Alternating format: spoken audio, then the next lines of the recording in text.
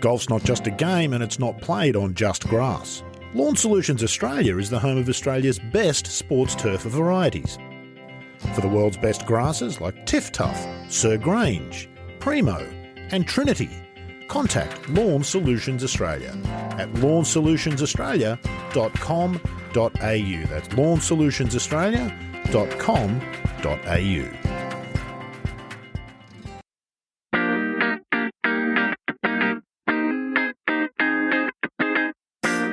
Hello and welcome to The Thing About Golf, Golf Australia magazine's ongoing quest to answer the unanswerable question, what draws people to this infuriating game? Rod Murray's my name, and alongside my colleague John Huggan, we bring you these in-depth interviews each fortnight with people from every imaginable corner of the game, be it players, administrators, writers, entrepreneurs or architects. All share one thing in common with each other and with the rest of us, a love for this game that goes beyond the recreational. Today's guest fits the Thing About Golf mould to a T. Christian Hamilton's a PGA professional who once harboured dreams of a playing career. While that didn't come to pass, his contribution to the game has ultimately been much more important. A chance encounter at Melbourne's Sandhurst Club in the mid-2000s has had an impact well beyond the boundaries of that club, that state, and even this nation. Christian's job title is Programs and Inclusion Senior Manager at Golf Australia. But job titles don't tell you what people do, and what Christian has done for golfers with disability both in Australia and around the world is well beyond being described as a job.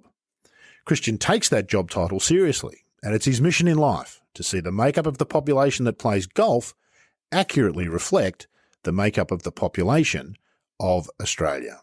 Our jumping off point is, as always, to find out what's the thing about golf for Christian Hamilton. Good question. I'm like most of the listeners out there, I'm absolutely obsessed as well. I've been a PGA member for 20 years and I've had a golf club in my hand ever since I was about 6. So, yeah, just love the game. And I suppose in my field of work, just love the diversity that our sport brings just naturally through its design. But, yeah, excited about the sort of direction of the sport's going as well.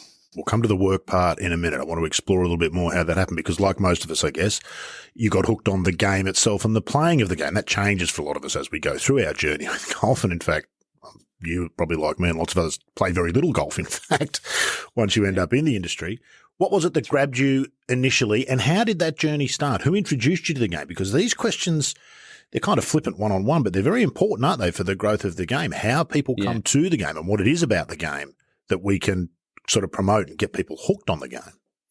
Yeah, I started like most people, I think, and you know, it actually wasn't through a sort of structured, formal sort of process. It was just, you know, tagging along with Dad and a mate of his.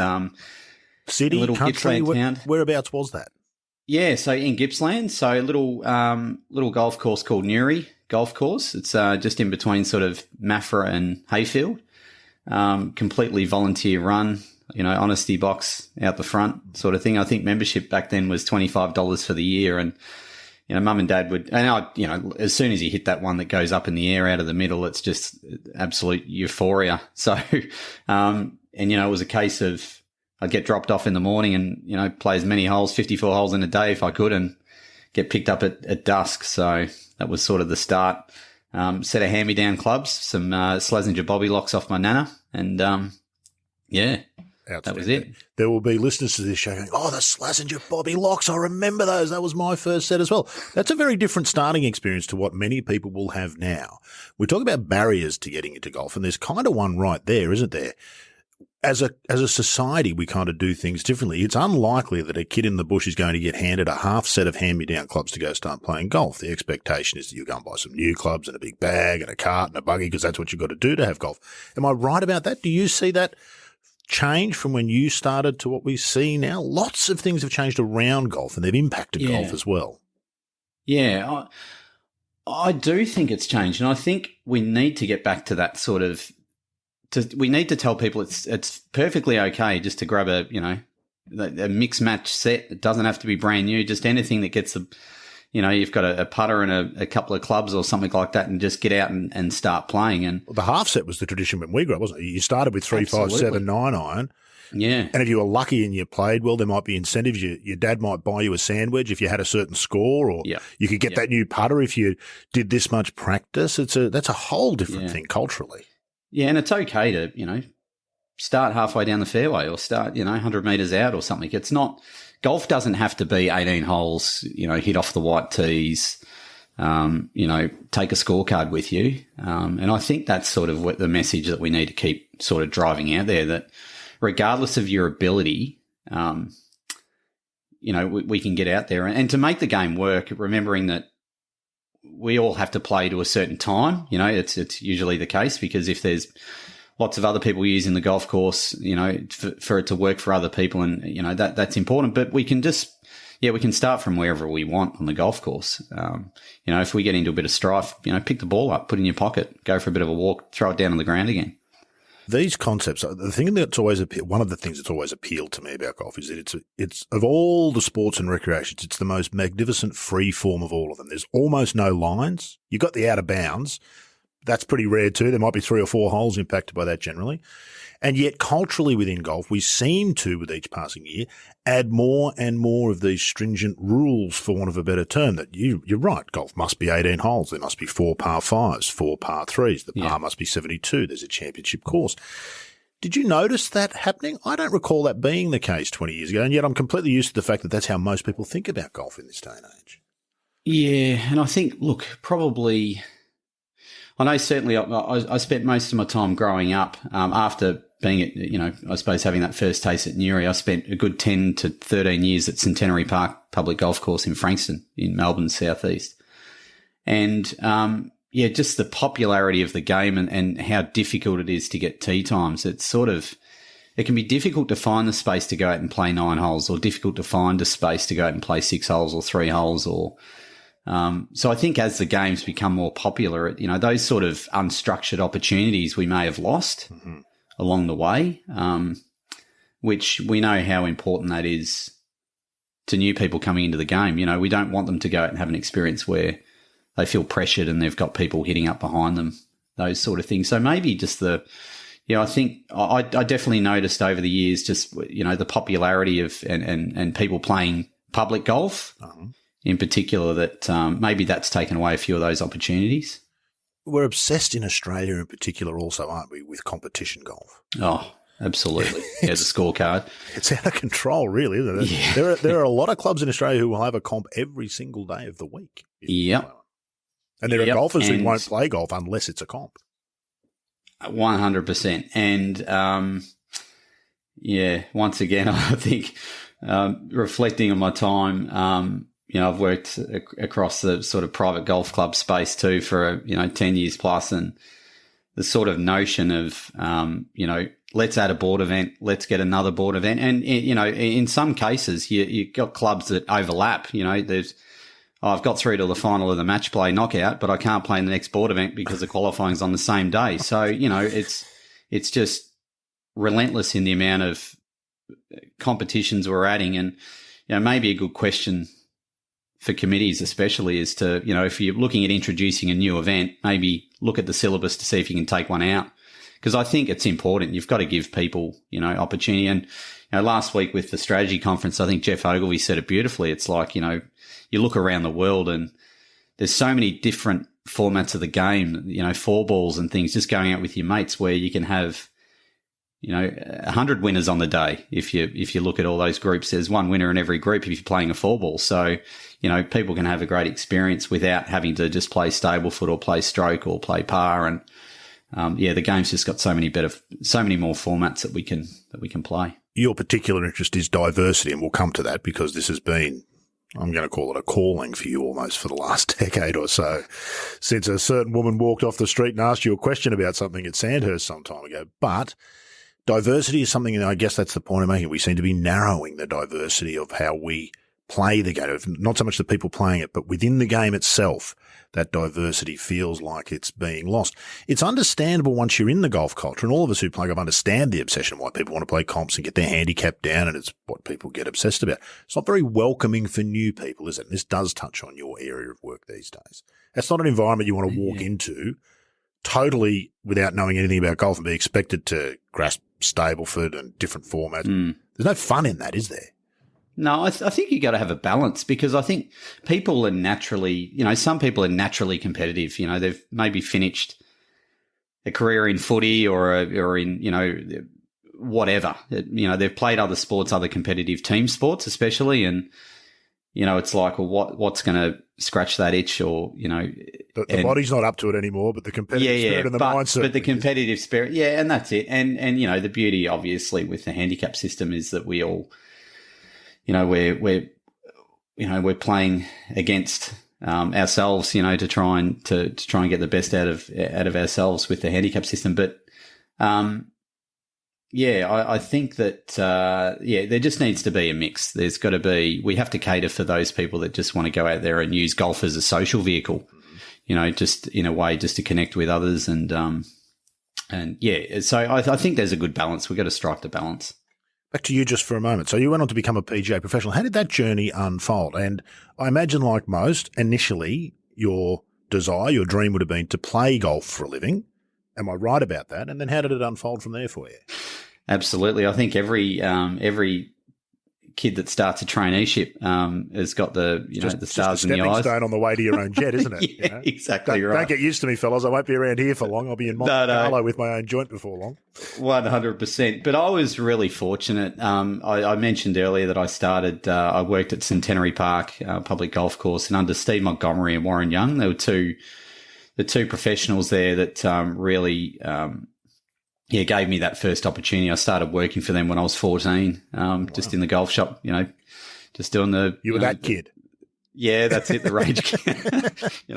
Filling drink fridges, vacuuming floors and picking up range balls and all that sort of stuff. But the guys just really, really sowed the seed early to sort of say, this is, we can see you having a long career in this game. And they put a lot of work into me sort of growing up. And as soon as I finished school in year 12, I think the very next day I was putting my application into the PGA to start my traineeship. So, had aspirations, absolutely, Rod. Yeah. Thought I would be on the US tour by now.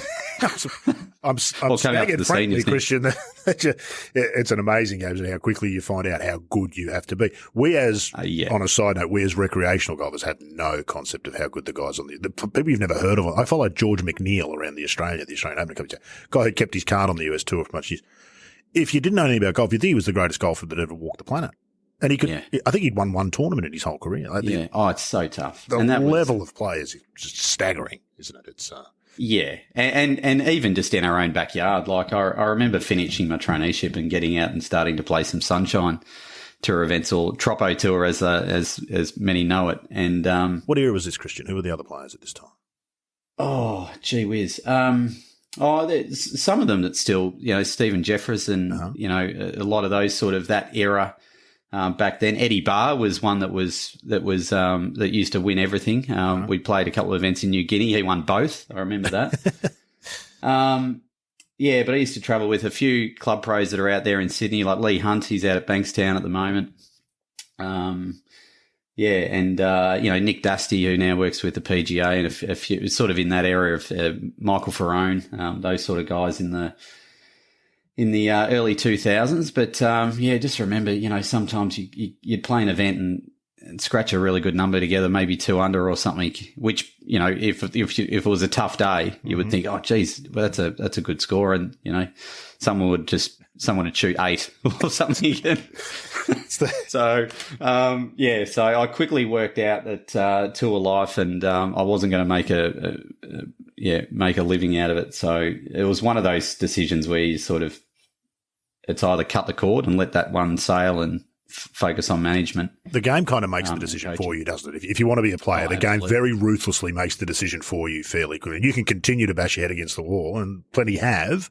And some have ultimately got through, but for the most part, the game tells you pretty quickly, doesn't it? You either got it or you don't. Absolutely, and you can't put fresh air into your fuel tank, can you? From going from Middle Mount to Dysart in outback Queensland or something like that. So you've got to play well to just keep moving. Yeah, absolutely. It's a real test of character. Is there room still, or do they still exist? That 14-year-old kid in pro, and they used to be in pro shops all over. There was barely a pro shop that didn't have a 14-year-old kid obsessed with the game, who'd vacuum the floor and fill the drinks fidget, pick up the range and do whatever was asked of them, and go on to become a trainee just like you. Do we still have that? And if we don't, are we missing out on something? I think we do. We still have those. I think the PGA member is, and I always, as a young kid, and I'm sure it's still the case, but they're real role models, and gods even. 100%. Geez, you're a golf professional, or you play. Everyone thinks you play golf for a living. It's not the case, but yeah, I think so, and especially I think through how organised the entry points into the game are now, like with My Golf in particular, or with junior golf programs. We are seeing a lot more kids coming into the game. We've got a much better pathway now. As I said, going back to my own experience as a kid, there was no program back then. It was just you work it out yourself. So I think now with the volume of kids that are coming through, and you've still got those role models in clubs, I think there's certainly that opportunity still. We probably don't give it enough credence, but the PGA professional really is the absolute linchpin of the game, aren't they? They are the point between the general public, the golfing public, and the business of golf and how it looks going forward. I look at it as they're the conduit between the community and the facility. Like, general managers don't, introduce new people into the game, or You've got enough trouble dealing with the ones they've already got, Christian. Yeah, that's true. Well, it's about giving people that great experience when they first come to the facility. So I think, providing or having an offering into the community that people see as accessible, that people can get into the golf course and have a great experience, is just paramount. And obviously the PJ member or community instructor, we've got to recognise also that not every golf course has a PJ member, but Golf Australia and the PGA have worked together on building that community instructor program so that clubs that don't have a professional still have that ability to offer the community those sort of introductory programs. Yeah, that structured sort of idea of, you come here knowing nothing. There's someone who can help you learn something to get you started on the journey that can be a lifetime for many in this game. Tell me your official title now. What's your official job title? I'm Senior Manager of Programs and Inclusion at Golf Australia. That's pretty fancy, Christian. So apart from the massive pay packet that you obviously get at the end of each week, what does that mean? What does that mean? They're just titles. Yeah, what does it actually mean? Yeah, so look, we made the decision a year and a bit ago to sort of I came on board at Golf Australia just looking at inclusion, but there was a broader opportunity to really integrate inclusion into our core business in what we do around game development. And everything we do in game development is pretty much linked towards My Golf and Get Into Golf. So we want to make it really crystal clear for people out there that are looking to get into our sport. We just have to be really organised. I think you look at other sports, they have national programs. It's very clear, especially for parents, it's very clear on how they can get their kids into sport and how to find what they're looking for. And I think that's where we've got still a fair bit of work to go. So, but putting the diversity lens over, particularly what we do with My Golf and Get Into Golf, our adult beginner program, it's a real opportunity to not look at inclusion as something that's in its own silo, but looking at how we can use our existing sort of core business and programs to sort of cast the net wider to make sure that everyone in the community feels like they can get involved. We've got some people from overseas who listen. Just for them, My Golf and Get Into Golf, what are they? What you talk about there, what are they?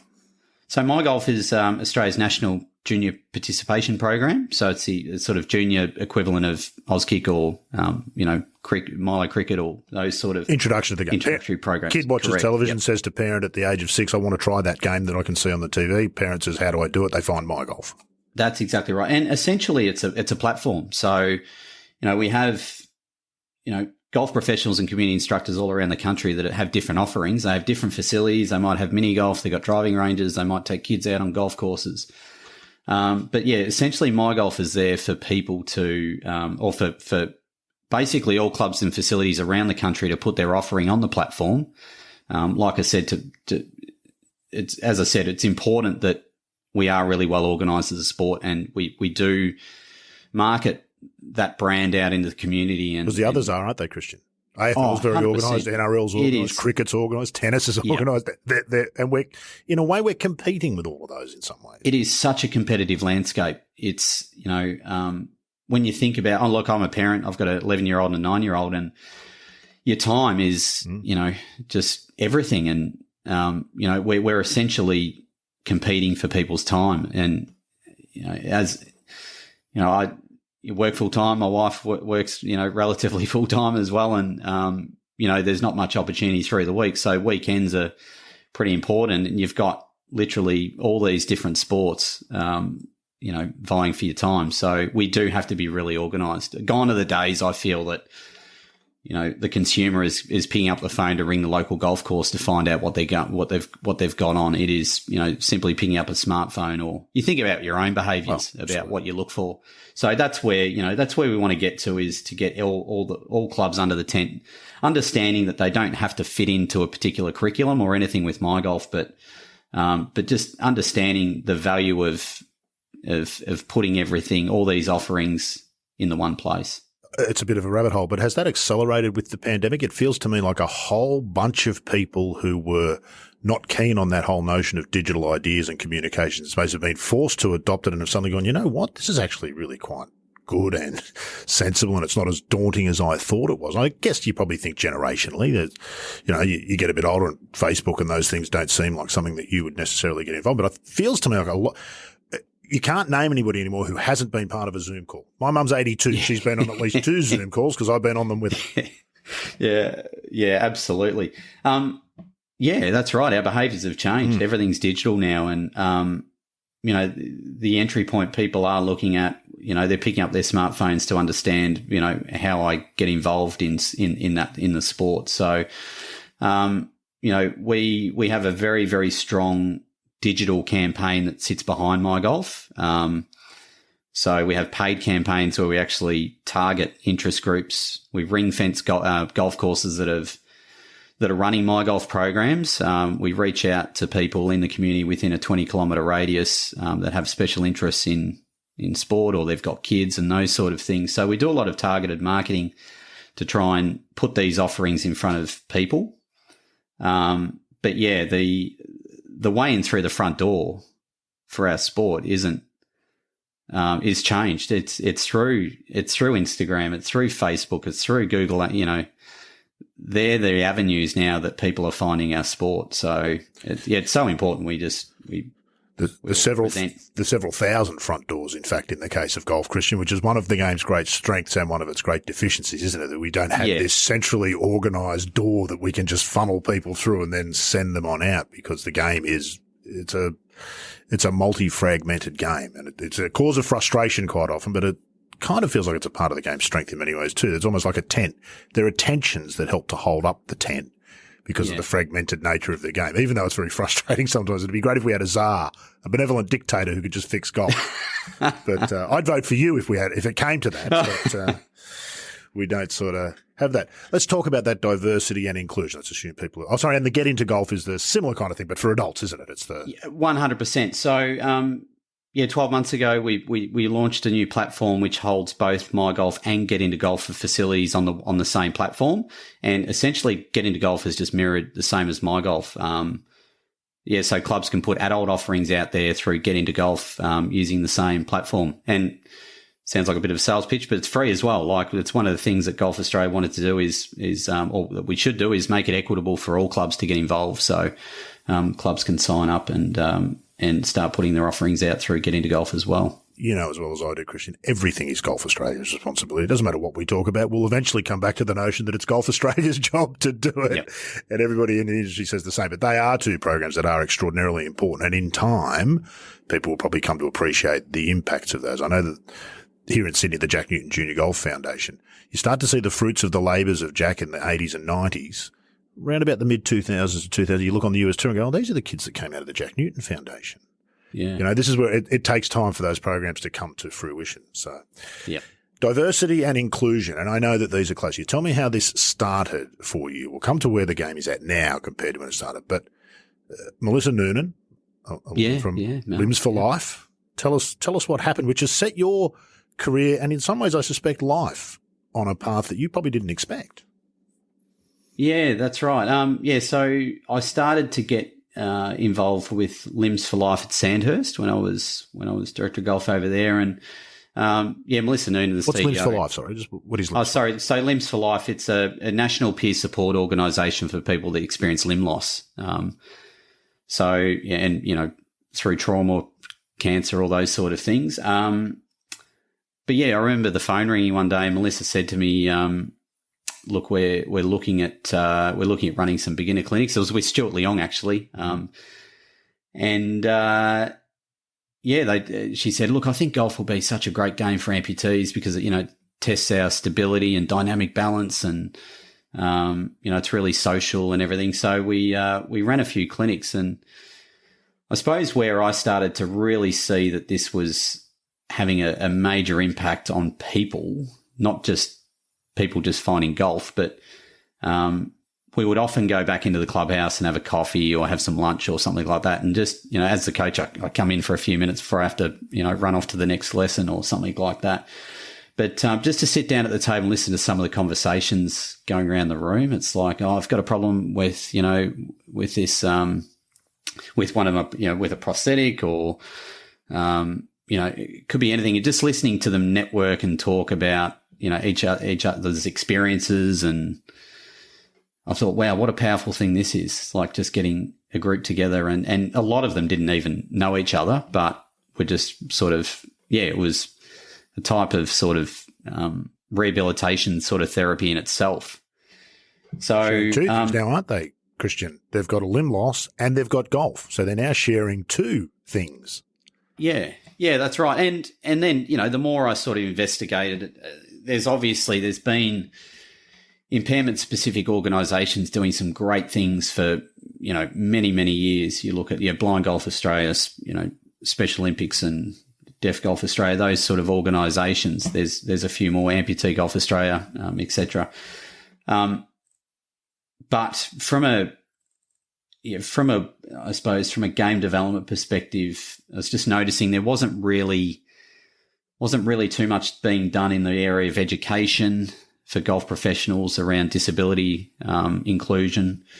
There was certainly not that much going on either from a GA perspective. So, I suppose being at home of the PGA at Sandhurst, I just sort of floated the idea past the PGA and said, maybe we have to do a bit more around education in this space. So I was lucky enough to put together a 2-day training course that we delivered it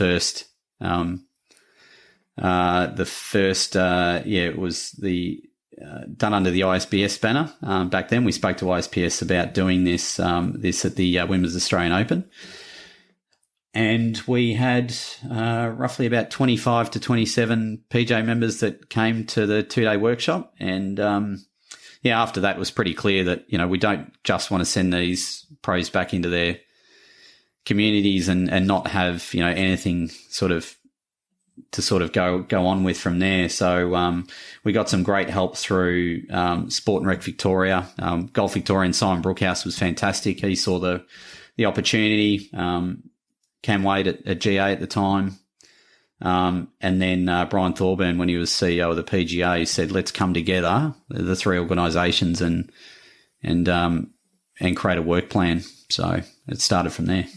When Melissa Noonan first came to you, what had been your experience to that point? Had you ever worked with a student as a golf coach who was either missing a limb or had some other sort of disability? And now's probably the perfect time to talk a bit firstly about the language in this space, which a lot of us can find daunting. How do we talk about people with disability is how I would describe it, but that may be the wrong language. You'd be much better. You'd know much more than I would about this. Yeah, I had some bit of previous experience when I was a trainee back at Centenary Park. I used to caddy for a completely blind golfer over at Peninsula. So, and really enjoyed that experience. I think as a coach too, or as a, aspiring coach, or, to work with someone that's vision impaired, you just got to change everything that you do. And I suppose I became really fascinated about, the more complex people's needs were, the more I had to think about what the solution was, the more it got me sort of excited about, having positive outcomes for that person. So, so I started to do a fair bit of work, but in the amputee space, hadn't really done much before that. But as far as the language around disability, I think people tend to overthink that sort of area. And I know that's one of the first questions that a lot of golf pros especially ask me when they do this PGA All Abilities Coach accreditation. It's like, well, I'm really concerned about saying the wrong thing. I think if we sort of think, if your intentions are genuine, you're not going to offend people. But the one thing I do say through the training seminars that we offer is, if you provide it in two different contexts, so if I say disabled golfer versus golfer with a disability, even though they might sound like the same things, they're very different. If we think about disabled golfer, it's putting that disability first, and even the term disabled, like I'm just looking at my car keys over there. I've got a little button on there which I can disable the car, and it won't move. Where if I say golfer with disability, it's recognizing the person first, and that disability doesn't, disability isn't the thing that defines who they are. Correct. Yeah. Because, of course, what happens if you lose a limb, and I've done various stories with people who've lost limbs and have come to golf, there's an awful lot of can'ts and don'ts.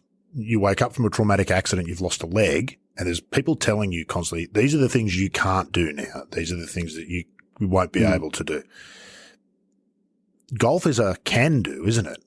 It's a wonderful, and the more welcoming we are as golf and golfers, I think golf's probably in a unique position in this space. Would you think, in terms of sport, almost unique? What other sports lend themselves to such a diverse range of golfers with disability or people with disability as golf? Yeah, we don't segregate, do we? We don't have a para offering for our sport. If you look at the Paralympic Games, quite often a lot of the sports there's a para component and then a mainstream component, but we don't actually have that. We actually live those Paralympic values really well. The vision of the Paralympics is to unite communities through inclusion, and you look at a golf club and that's what it is. It's you don't have A, B, C grade and then the disability comp, do you? That's not how it works. No, correct. Exactly right. And having worked in this space, I've got a lot of really close friends that have disability, and to be able to go out and have a hit, and I had a phone call just the other day from a friend that's moved down to Mornington. He's just like, as soon as we get out of this, let's go out and have a hit. And Justin uses a paragolfer. So, but I think last time we had a hit, I've scratched it, ran in 32 points. He's had 37. I'm buying lunch. It's one of those great sports. And yes, as I sort of said in the intro, the game and its design is designed to include. So yeah, that's the great thing about it.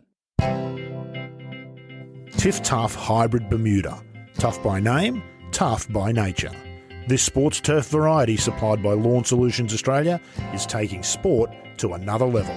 With superior drought tolerance, speedy recovery and toughness, Tiff Tough really is the smart grass. For more information and your nearest supplier, head to lawnsolutionsaustralia.com.au. You mentioned the words public golf earlier. This feels to me like public golf needs to make its space, particularly up here in Sydney where Moore Park has been under pressure and will continue to be. There are lots of people who prefer Moore Park Golf Course to be a park, not a golf course. That's tied up in all sorts of things about golf's image and its place and how much space it takes up and those sorts of things. One of the cases that golf I don't think makes well enough is what golf can do and be for, and in fact, I think Moore Park might have been one of the very first facilities in Australia to have a paragolfer, which is, for those not familiar, it's a bit of equipment that allows somebody who's paralysed from the waist down or sometimes even further to actually stand and swing a golf club and play golf. It's quite an amazing piece of machinery. The importance of that and public golf and how we fit that into the discussion about golf's place in society, which is in urban areas is just coming under more and more pressure on a yearly basis. Yeah, I still think we need to tell our story a lot better. I think we're very good at talking to our own people as a sport. Our own media, Christian. Everybody listening to this will be a golfer, and there's enough of them to make this a viable thing to do. Yeah, 100%. But getting the message out in the community that people are welcome. I know before we started, we quickly sort of spoke about people's perceptions, especially first-generation migrants that come to Australia and their perceptions around golf. I think, look at a country like India, it's 1.3 billion people. I think there's one public golf course in India. And, so straight away, those people that come out to Australia already have this sort of notion that golf is for the elite and it's not accessible or even in some cases, it's dangerous. I remember even just as a player, I remember playing 2 events in New Guinea, in Moresby and Ley. And, the penalties for trespassing onto a golf course can be literally life and death. So if people move to the image, is it, Christian? Well, that's the thing. That's our greatest opportunity is if we really present and tell people that they're welcome. And it's just a mindset thing. I don't think it's not going to cost us millions of dollars to get that message out, but all of us have got a responsibility. I think even members or, players to share the game with others, for clubs around the country to look at having a real mindset of trying to reach out into the community and, make more equitable opportunities for people to get involved. People can have a $5, $10 experience at a golf club by going to the range and hitting some balls, or they can, buy a golf membership. It's just about having that sort of equitable sort of offering to people out there. And, I think we've all got to, and then Golf Australia, it's obviously our job as well through our national programs and things to make sure that we do throw the net as wide as we possibly can. And one of the, I suppose, one of the most proud things that I think we've achieved over the last 12 months is we looked at our diversity statistics for getting to golf in particular after its first year, and 28% of participants identified as being born overseas for getting to golf. And that's, whilst it might sound like it's not that much, 2016 census data says that 29% of Australians were actually born overseas. Okay. So, it's having the impact that we want it to. But it's up to clubs to have that mindset that everyone is welcome. There's a next step there, obviously, isn't there? That's the next question I was going to ask was, if we all sat down and looked around our golf clubs at the membership, is it a fair reflection of the community surrounding those courses for the most part? And the answer probably, certainly for a long time, was no. How close are we to that answer being closer to yes? Yeah, so I agree. And I think too, we've now got some really great resources for clubs that they can use.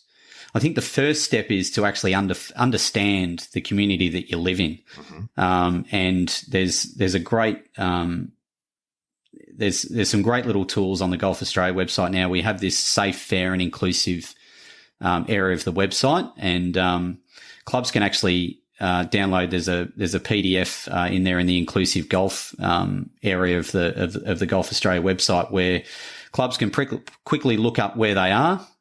So it might be Bankstown, for example, and they'll see the actual population statistics. So we know that's a large Vietnamese and large Islamic community that live out there in the west in Sydney, in Bankstown. And then there's some community guides. So looking at what are the key barriers for that particular population group. What are the key barriers? What are the cultural protocols? How do they consume media? What are the festivals and those sort of things that they celebrate? And then also some key strategies to engage those groups. So there is now some really good resources that clubs can use to try and target the community. What do the downloads say, Christian? Are clubs using it? Look, we're actually just in the middle of we're digitizing that so we can get a really good understanding of who's using it, because that's really important that we understand. But there are a lot. There's we're getting feedback that a lot of are sort of creating a bit of a matrix of needs as far as what they feel like they need to do.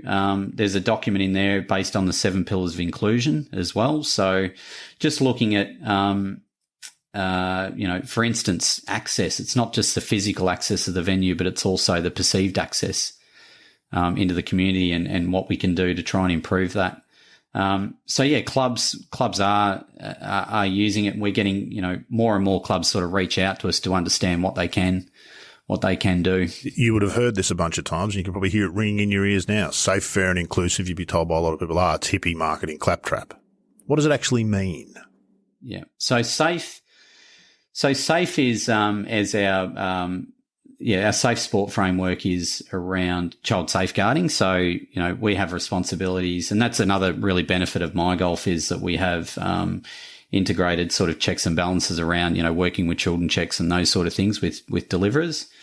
Child safeguarding and what clubs need to do and what their responsibilities are in that space is really important. The fair side of things is around equitable opportunities. It's not. I think that this is an area that we can really work at. We almost have a bit of a sense of once we become a member, we own. We're the custodians of that golf club and my club. And it's just ensuring that everyone sees the opportunity to. It is a community facility. A golf course is something that we should be.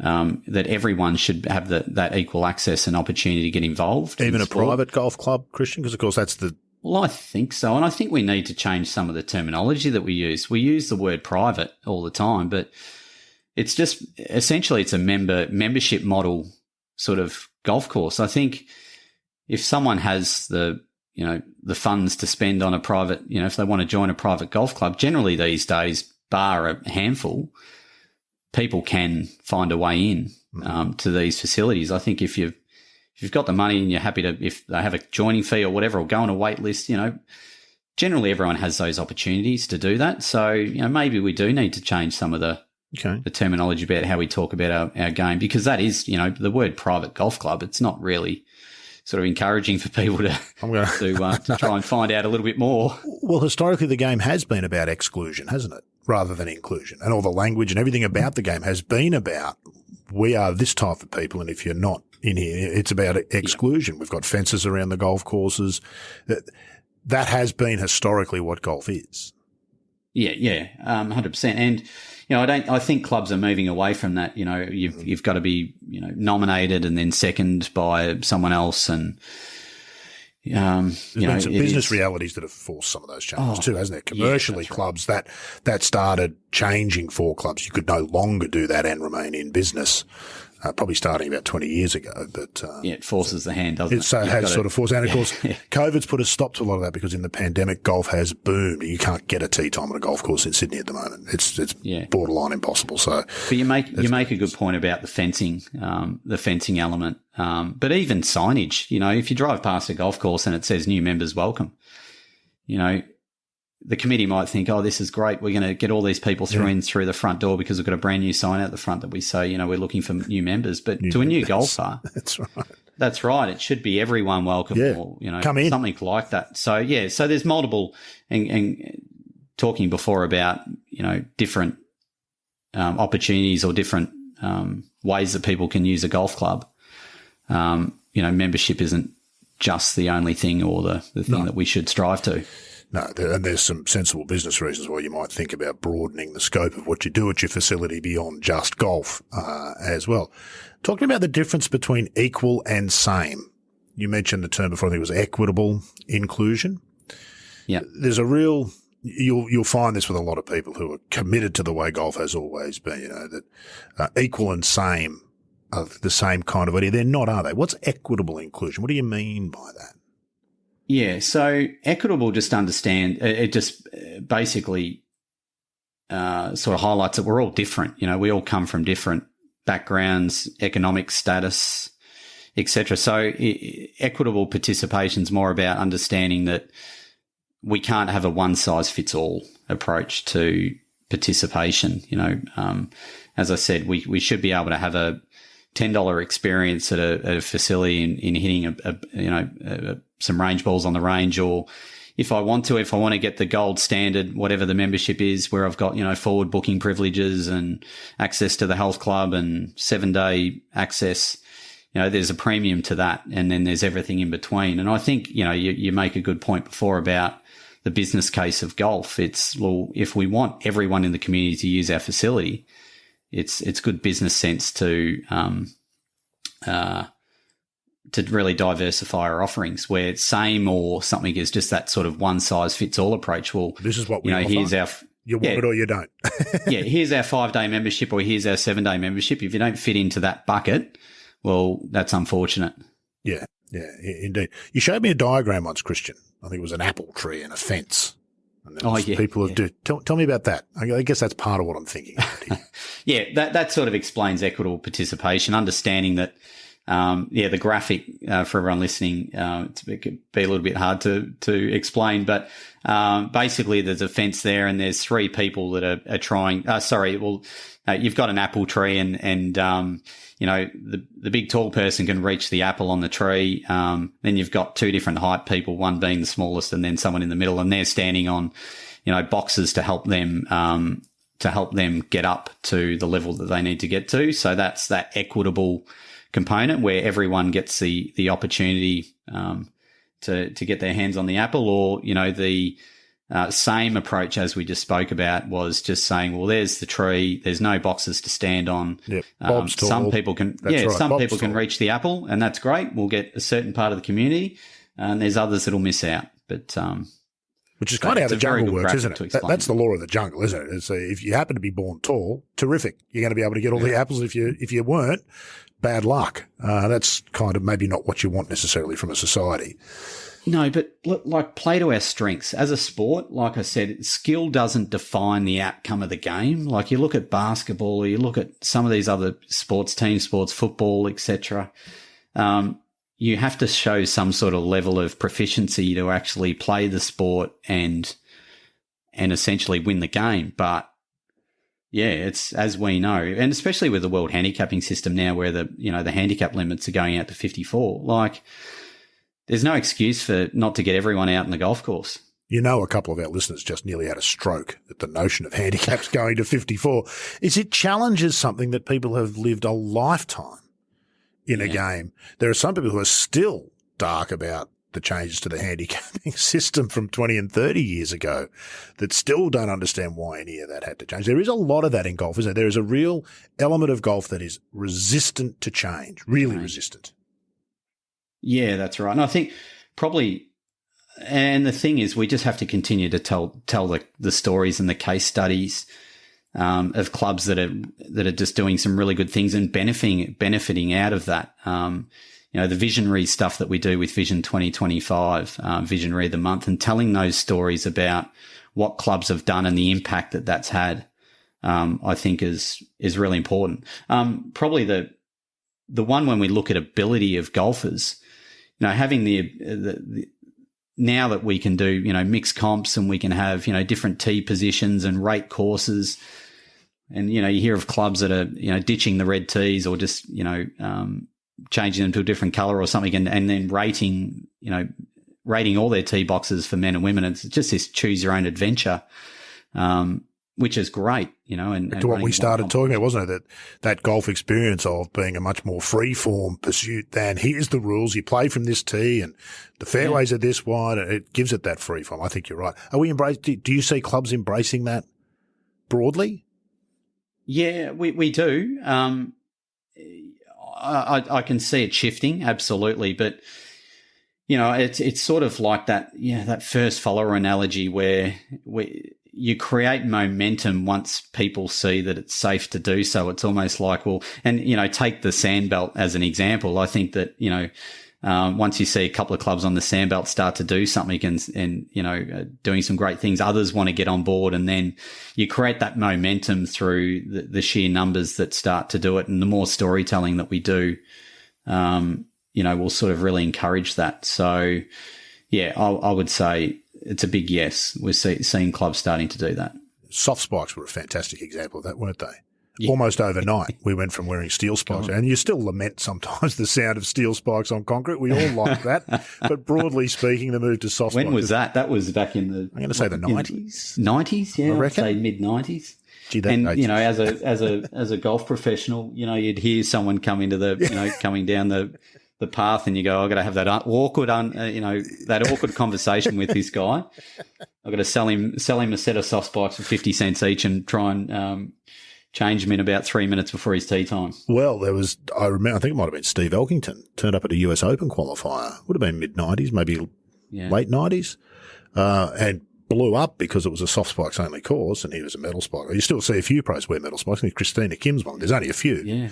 And he chose not to play in the qualifier rather than switch over to the soft spikes. I remember it was quite the big story at the time. So these things aren't always as simple as they might seem in hindsight, or at the time. It was pretty controversial. Did you just say resistance to change, Rod? Yeah, well, exactly. And look, I guess we're all guilty of it in some ways too, aren't we? I mean, there's things about the game that I grew up with that I thought, that you look back, you're quite attached to the notion of that, but you know that it's not the way golf can move forward. Yeah, I think people are worried about losing the integrity of the game and its history and those sort of things, but I don't think we'll ever lose that. And I think also, the foundations of our game, what it was built on, are always going to be there. But why not, create these small little changes that are going to give so many more people the opportunity to experience our sport. And, the tee position one's a great example. I know people, family members that have joined golf clubs and, have got the sweaty palms, knowing that, it's my first Saturday comp that I'm going to play in, and I know it's a white tee or a blue tee comp, and, a bit nervous sort of thing. But if give people the opportunity to, as I said, choose their own adventure, that's another hit off whatever tees you want. Yeah, that's right. And that needs momentum too. So the first person who says, actually, I'm not playing off the back today, fellas, I'm going to go up here. Well, someone else in the group's going to go, oh, thank God you're doing it, because I'd like to play from up there too. Someone's got to sort of lead the way in that, doesn't it? Great fun. It's great fun. And if you haven't played off the front tees, go out and do it, because, especially as a low marker, if you go out there, you're shooting 5 or 6 or 7 under or something, it feels great. That's right. Thank you. It's a good feeling. But even, middle to high handicap players, you go out there, you shoot a good score, you're going to leave the golf course happy. It's a good, fun experience. Always thought, Christian, that one monthly medal a year should be the complete opposite of what we do with the monthly medal, which is the hardest tees, the hardest pins. Completely reverse it. Play it off the most forward tees you can to the easiest flags.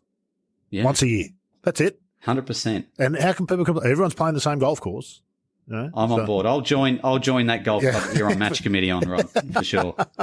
I think I'd need to be the owner to get it through, which is probably true. You probably would need to own the joint, be the benevolent sort of dictator. Brings an interesting question, Christian. Do we take the game too seriously in the wrong ways sometimes? What you've done with golfers with disability is important work. The things we get upset about as golfers is the sand not being raked very well, the fairways having some weeds, the course condition not being what we expect. The world handicap system is different. I don't like that. Do we take the game too seriously in the wrong areas? Yeah, I think so. Course is an interesting one. And I remember Peter Thompson once at a dinner talking to a group of Melbourne golfers once, just talking about the obsession around presentation. And he made a really good point. He said, if you look at the mean sort of or average temperature of Melbourne and how it changes, middle of winter, it's 10, 11, 12 degrees. And then, in the middle of summer, we're up in the 40s. It's impossible to actually present a golf course at the same level for 12 months of the year. And, go to some of the northern, I was lucky enough to go to St Andrews a few years ago, and I went in December, and the whole golf course, the old course looking out was covered in snow. That's right. So I think we've risen the bar too high as far as and financially too. That's obviously really impacted clubs' ability to actually maintain their golf courses to a particular standard. Yeah, I think also, we spoke about earlier about, the amount of competition play that we introduce, and obviously with competition play, when we stick that element of competitive golf in there, that raises everything, doesn't it? I suppose as far as expectations about things like slow play, whether it's course condition, those sort of things. So I'm a really big fan of getting that mix right of social play versus competition play for sure. You can't help but keep going back to the simpler the game is. You mentioned St Andrews there, the old course. I've often thought one of the reasons golf in Scotland is such a joy is that it's just historically been part of communities, and the old course is a fantastic example. It sits right in the middle of town. If you grew up in St Andrews, the golf course would not be over there with a fence around it. The golf course was just part of town. You would have walked across it 1,000 times, and which we know St it's Andrews closed on is, Sundays. That's exactly right. And that's true of a lot of golf courses in Scotland. That's historically they've been sort of quite close to the town. The game isn't over there. And in Australia, America, and lots of parts of England, I think golf's over there, and golfers have been quite happy with that. Maybe we've been attracted to the game because it's over there. There's some sort of aspirational element to it. That's a sort of a big concept, but that's where a lot of that image issue comes from, I think. If you ask people who've never played golf what they think about golf, I always find the answers quite stunning. It's like, golf's nothing like that. But that's what people believe it is, exactly as you've illustrated earlier. It's a game for the elite. It's a game for elite, overweight, poorly dressed white men. And it wouldn't be hard to get that impression, would it? You don't have to look too far to find those people. You can't see in. So, great point. The old course, and same when I was over there, there was a guy walking his dog down the 17th, the road hole there, with one of those tennis ball throwers, the little plasticky sort of flicky things that they, and he's flicking a ball 100 metres down the fairway, and his dog's running up and chasing it, and just going for a walk. I did what most people do and, walked on myself around the sort of 17th green there in front of the Jigger Inn, and walked over to the Swilcan Bridge and got the photo and all that sort of stuff. But you feel like, oh God, should I be here? But it's just a normal thing over there. And, we tend to, in Australia, we'll put up these fences and then we'll wrap them in black hessian to sort of, to keep that element of privacy. And, they're magnificent just things that we the environment. You look at some of the built up areas around Sydney, or whether it's around Melbourne southeast, and they are little havens. They are great little patches of green space that we should be letting people look in and have a look and have walks and walk the dog. And we see the price that golf might ultimately pay for that, don't we? In the Northcote example from last year in the pandemic, where the golf course was closed, some of the local neighbours cut a hole in the fence to go and make use of the golf course, discovered what an oasis it was, and said, well, actually, we shouldn't be having any more golf here. This should be for us all the time. We as non-golfers think this space is fantastic and want to claim it. And that's a real issue. They'd never been welcomed in before, and they were staggered at what they found on the other side of that fence. Yeah, so that's the challenge. And I think, for all the reasons that we spoke about before around making sure that the golf course is a valuable asset, a community asset to beyond just golf. Yeah, that's right. But also, understanding like golf is the number one organised adult participation sport in the country. So, we deserve to have that, space. But, I think most of the people that would probably be jumping up and down and saying, let's turn this into something else or open it up for other use, is they probably have that exclusion mindset about our game as it not being accessible. And, I'd love to, some of those critics around Northcote, for instance, if you had no fences around or whatever, and you gave them a golf club and just one club and walk down the fairway and smack a ball around, and maybe we can convert a lot of those people and to see the value of what that facility actually provides its community. Sandy Jamison's proved it, hasn't he, with the one club at Oakley? 100%. The quicker we can fast track people onto the golf course, the better. And the more they'll want to protect it. They'll see the value of it as a golf course and say, well, we need to protect this and have it as well. The community is not worse off because of golf. communities are better places because of golf. I think it was Mike Clayton once wrote in a tweet many years ago. Somebody said to him something along the lines of, are you saying that golf makes for a more dignified population? And Clayton fired back, have you seen the parts of the world that don't play golf? Which is a very simplistic thing to say, but I thought it made the point in some ways quite nicely, is that there is, the golf does have a value beyond just the people who play it. I think there's a lot of things that golf, as golfers, you learn from golf about integrity and honesty from competing in golf. Absolutely. Our own experience as kids growing up in the game, it's there are boundaries that we have to observe and those sort of things. And I think there's some great lessons in life that are learned through those younger years of playing golf. But we don't underestimate the social, that sort of the value that the game brings through that social sort of cohesion that we have. It's one of those only sports where you might have a plumber playing with a paramedic, playing with a doctor, playing with a cleaner or something like that. But they all have a love for the game. It's it's not about people's bank balances or anything like that. It's just the love of the game, and we all share that.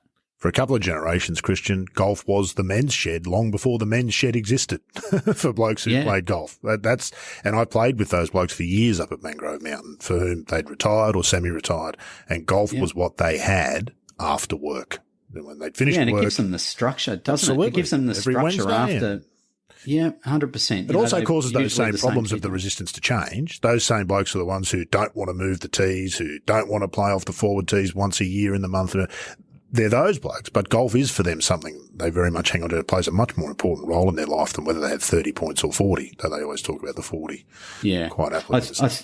I think it's important that clubs really take their members on a journey of what they're trying to achieve. I think there are some examples where if you can really articulate what you are as a club and who you are and what you're trying to achieve, and you bring your members along for that sort of journey. I think some of the resistance to change can be when there's not that sort of element of communication between maybe the board and what the committee are trying to do versus the rest of the membership. I think that's a really important one, just to sort of call out that everyone needs to be on board with whatever the strategic plan is for the facility. We're far too often as golfers passive consumers, aren't we? We always think it's somebody else's job to change the game or do something different or make that better. And we've paid our membership fee, and that gives us the right to be. But we need to be more than we need to be active consumers of the game. I think introduce somebody else to the game. 7:16 is my tee time. yeah, that's exactly right. I always play with Bill and Steve and Bob. Speaking of agents of change. Christian, I always think of you this way. I think you've done really important things. When you first started working with Limbs for Life and Melissa Noonan, what did the golfers with disability landscape look like compared to, and I'm talking about at sort of elite competitive levels of golfers with disability, and what does it look like now? And I know you've had a lot to do with it and you'll never bang your own drum, but my goodness, hasn't that come a long way? Yeah, it has in a short amount of time. And I'll probably put that back down to our relationship with Edgar. One of the very early conversations I had starting with GA was I could see that there was a lot of really good things happening in Europe. There was probably, I think, about 16 national federations that were part of a membership organisation. They're all sharing a tournament structure, the same for people with disability. They had a calendar of events spread out over these 16 countries. And they had a ranking system which was in its infancy as well. And so I reached out to Tony Bennett, the president of Edgar at the time, and said, how does Golf Australia connect into this? And that was a bit of a tough conversation because they're a European organisation. It's like, well, we've got Australia all the way down there wanting to sort of connect in and do and get involved in what we're doing. And in the end, it was the start of a massive growth period for Edgar. There's now 37, I think, national federations around the world that have connected into that. The work that they did around the rankings for golfers with disability, once we got worldwide coverage, that piece of work has been handed over to WAGA, so World Amateur Golf Rankings. So it's truly a world ranking for golfers with disability now. Which the US is also part of that. Okay. Part of that now. Which is important. Huge market. Really important. And in our own region as well, like New Zealand have come on board, and in a really relatively short period of time, we've now got state inclusion championships, and obviously the Australian All Abilities Championship, and now we've got 3 events in New Zealand as well that Golf New Zealand are running, which connect into the world rankings, and we sort of have a shared trans-Tasman calendar of events now for those Australian and New Zealand players. Pretty elaborate stuff. I feel like, to me, there was a huge breakthrough moment. I'd like you to tell me how you felt about this when the Australian All Abilities Championship teamed up with the Australian Open at the Lakes, and we saw on a Sunday afternoon golfers with disability playing the Australian Open golf course alongside the big international stars of the game.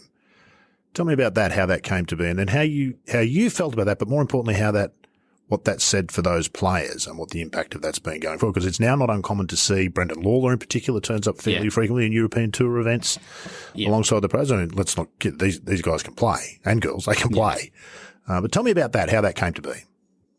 Yeah, so it was. I'm just trying to cast my way back. It was really a conversation between myself and Steve Pitt at the time. We're just sort of talking about the world rankings, and now that we have this really structured sort of pathway to elite golf through the rankings, that we have this enormous opportunity to show the rest of the world that just how inclusive our sport is, and that we don't have this segregated para component and, elite mainstream sort of component. We can actually share the same stage equally, and I think we did a really good job of that. With integrated presentations, we had the field integrated in with the field of the Australian Open. We wanted to tell a story of the rankings in particular, to say that, we haven't just handpicked a group of people to put on an exhibition match. This is a national championship with the top 12 players that are available on the world rankings for golfers with disability. And we had, 8 of the 12, I think it was, or 7 of the 12 players from mainly European countries for the first event. And, that was extremely successful. As we know, Channel 7 did a great job of covering that. Our own media team at GA, I know you were part of that as well. Still got the shirt, wearing it now. There you go. Christian, there you go.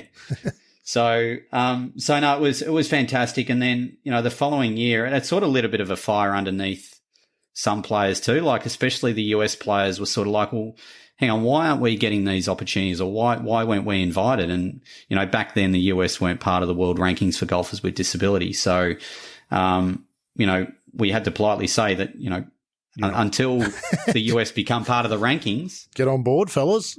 That's right. And I think the players too, they lit a bit of a fire underneath, the USGA, I think, to say, hey, this is something that we need to get involved with. And then, the following event was great to have, Kenny Bonson, Chad Pfeiffer from the States play.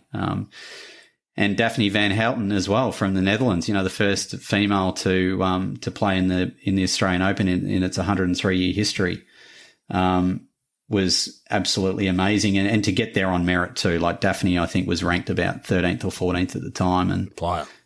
So, it's not just going, well, let's just insert. Proper golf, isn't it? You've competed your way there. Yeah. You've earned your spot in the whether you've got to the Australian Open or not, you've earned your spot on the world rankings there. And if one of the spoils of that is that you get to play in the Australian Open, well, you've earned your spot there.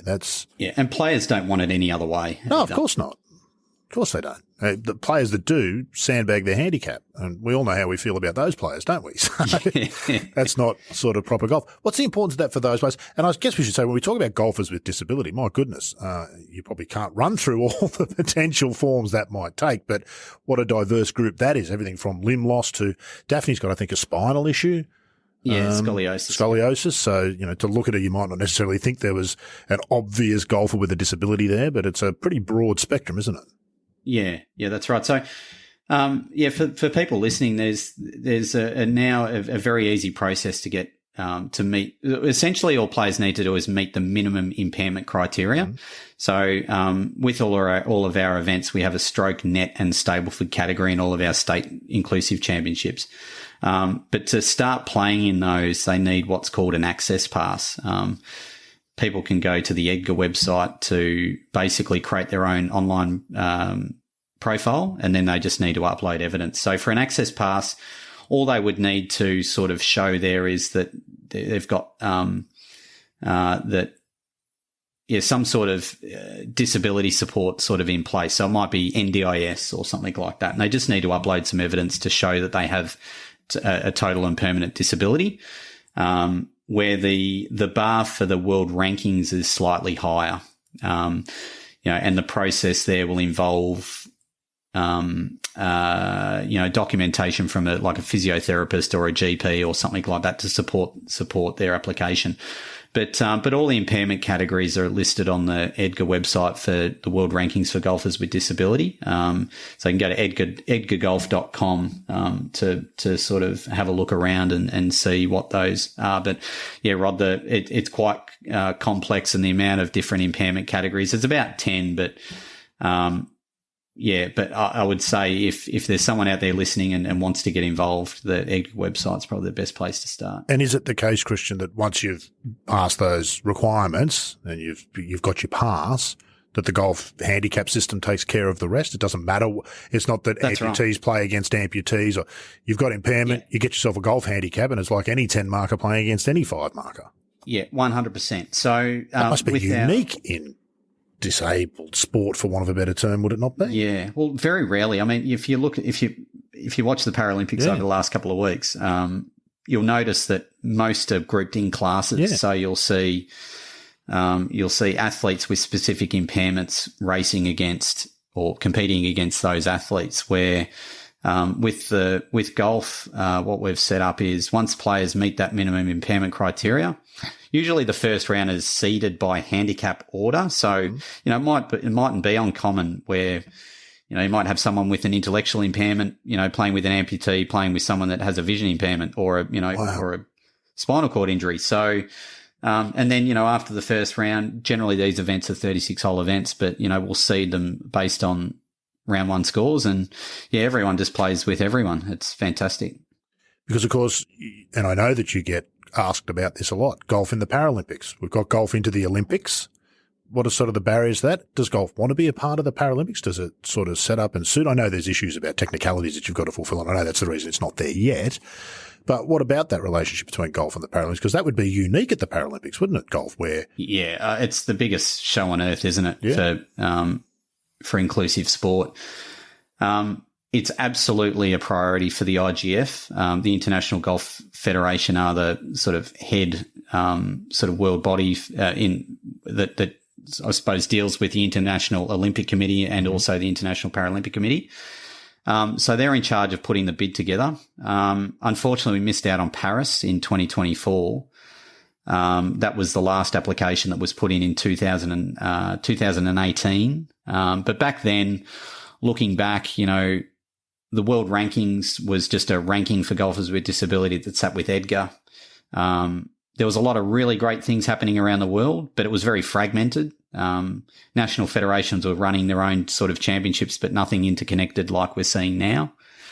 And also the definitions of impairment. We went to, with the Paris application, it was for leg amputees only, because that was probably the easiest functional sort of classification that we could do, was to classify amputees. But, now sort of fast forward to where we are now, we have 10 impairment criteria, 10 different impairment criteria, and then, behind that, there's a very, sort of robust, research sort of that's gone into those new definitions, and that's been headed up by an organisation in Chicago to do that necessary work. Because integrity in Paralympic sport is Crucial. It's one of the most important things. Correct. Yeah. So we had a lot of work to do in that, but, that's been led by a working group, a medical working group with the IGF. It's one of those things that sounds like it should be really simple, but in fact, when you start to scratch the surface, it's anything but. In fact, the deeper you go, the more complicated it gets. Yeah, people think it's just a rite of passage. If you're an Olympic sport, you should be a Paralympic sport, but it's even more competitive. You've only got half the amount of sports that are Paralympic sports as opposed to Olympic sports, and about half the amount of athletes. So it is a really competitive landscape to try and get your sport into the Paralympic Games. But, I'm confident we, as I said earlier, we really tick the values and the vision of the Paralympic Games around inclusive communities. Well, if you looked at it, it's the ideal sport to have in the Paralympic Games, isn't it? For the very reasons that the sport itself sorts out the rankings rather than the nature of the disability, perhaps. Yeah. So and we don't have para venues either. It's the great thing about it is the Olympics can finish and, athletes leave, and then we can just roll in a week and a half later and run a golf tournament. Set up on the same golf course. So that's the other real benefit. And like I said before, we don't segregate the para and golf side of our sport out. I've just seen how long I've kept you here, Christian, and I better start to wrap it up. What's all this meant for you personally? This is the journey golf's taken you on. Do you feel like it's changed you, or what's it done for you as a person? It's a kind of a unique area that you've found yourself working in. I would imagine it's probably not what you saw when you were a youngster. You didn't think this is where you'd sort of end up. But what's that journey been like sort of personally? How do you think it's changed you as a person, if at all? I've got to say, yeah, you're right. I mean, growing up, you've got dreams and aspirations of being a player, but I think it's the thing that drives me is the impact I know the game has on people, and sharing the game and getting it, creating opportunities for as many people as we possibly can to experience what we experience as golfers is sort of the thing that drives me. But that's such a simple thing, isn't it, Christian? And it just gets complicated the more you zoom out, but such a simple driving force. The game is just fantastic. Put a golf club in people's hands and watch the joy. Yeah, 100%. And I think also the fact that we can get a bit of a bad rap, but understanding the opportunity to isn't that difficult to share our game. But yeah, understand that clubs need support. We're continually on a journey at GA in diversity and inclusion. It's like I sort of gave that example before about getting to golf, and we're starting to see the wheels really turn as far as getting a lot more diversity into our national sort of programs, and that's the sort of stuff that gets me really excited about the future of our game. And I think too, a lot of the stuff that we're dealing with is generational. I think people that are born, first generation migrants that start families over here, I think the kids growing up in Australia don't see the barriers that their parents maybe saw.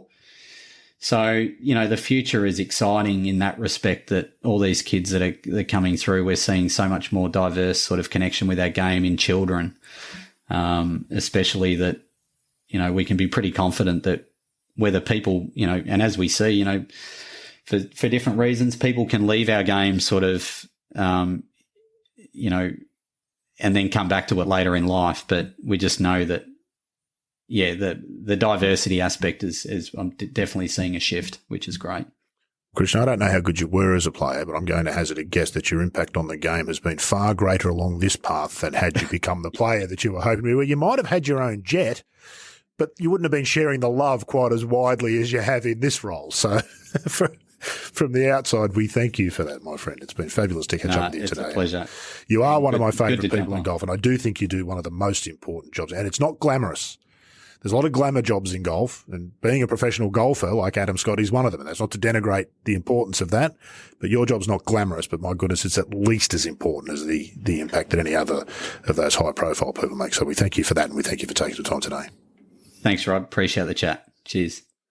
Yeah, as I said at the end there, it's not the highest profile job in the game, but for mine, Christian Hamilton is unquestionably one of the most important people in the game in this country. I hope you enjoyed that chat with Christian Hamilton as much as I did. Well, that's it for episode 50, but make sure to come back next time when John Huggin catches up with the man he's dubbed the greatest golfer Americans have never heard of. But to just go there to play golf, it's golf, motels, travel, golf, motels, travel. I did it for 3 months and I'd had enough at the end of the time. That's Neil Coles, next time on The Thing About Golf.